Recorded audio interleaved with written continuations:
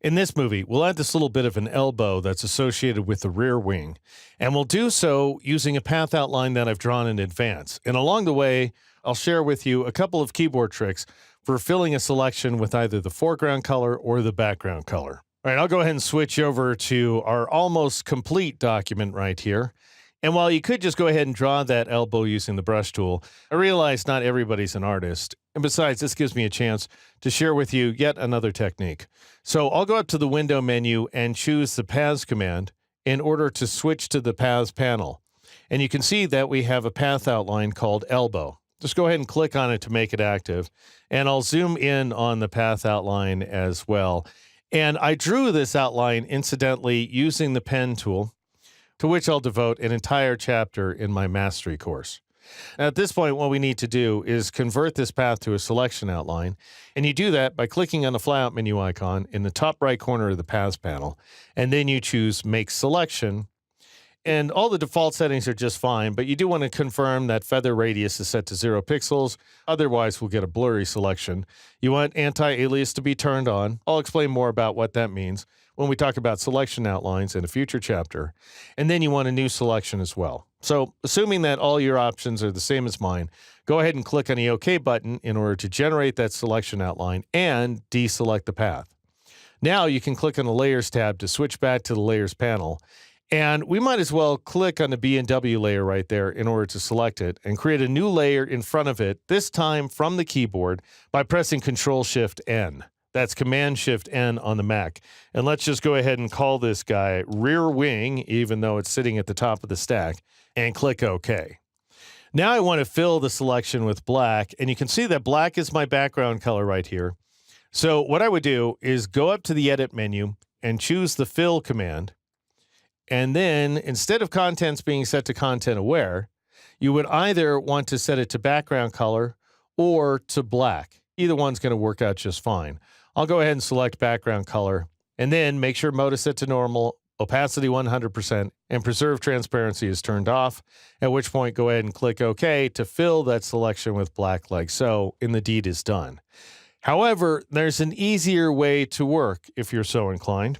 I'm going to go ahead and press Control-Z or Command-Z on the Mac in order to undo that change.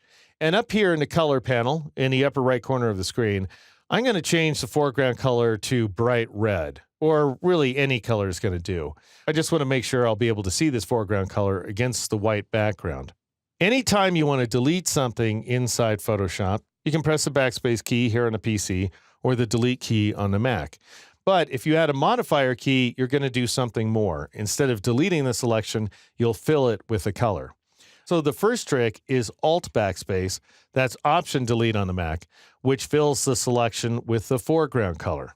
I'll go ahead and undo that by pressing Control-Z or Command-Z on the Mac. You can also press Control Backspace, that's Command Delete on the Mac, to fill the selection with the background color, which in our case happens to be black.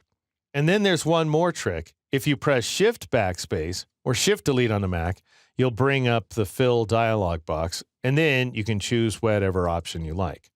In my case, I'm just going to cancel out, because after all, filling the selection with black is exactly what I want. And now I'll press Control-D or Command-D on the Mac in order to deselect the image.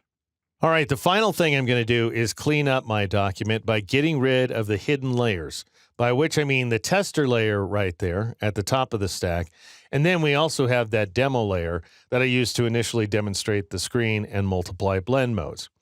Now, if you want to add this layer to the selection, one thing you can do is shift-click on it, but that's going to select an entire range of layers like so.